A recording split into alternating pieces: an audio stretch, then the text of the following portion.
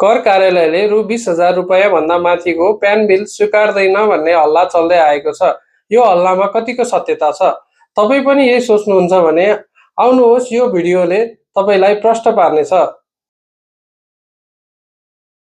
मूल्य अभिवृद्धि कर नियमावली 2053 अनुसार नेपाल सरकार, प्रदेश सरकार, स्थानीय सरकार र सरकारी निकाय र सङ्घ संस्थाहरूले एकैपटकमा रु 20,000 भन्दा माथिका करयोग्य वस्तु तथा सेवाको खरिद गर्दाखेरि भ्याटमा दर्ता भएका व्यवसायबाट मात्र गरिनुपर्ने व्यवस्था रहेको छ।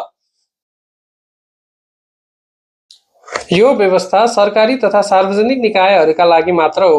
सबै व्यवसायहरूको खरिदमा 20,000 को सीमा तोकिएको छैन। त्यसैले रु 20,000 भन्दा माथिको प्यान बिल काट्न पाइँदैन भन्ने कुरा पनि आफैमा गलत बुझाइ हो। तर यसको अर्थ भ्याट बिलको महत्त्व नभएको पनि होइन।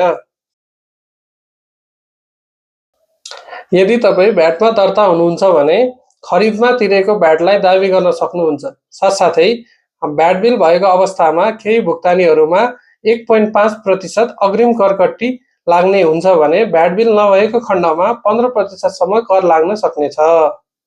अब निष्कर्षमा भन्नुपर्दा 20,000 रुपैयाँ भन्दा माथिको प्यान बिल काट्न पाइँदैन भन्ने कुरामा सत्यता छैन। तर सम्भव भएसम्म भ्याट बिल लिनुभयो भने भ्याटमा दर्ता भएका व्यवसायका लागि फाइदाजनक हुन सक्दछ।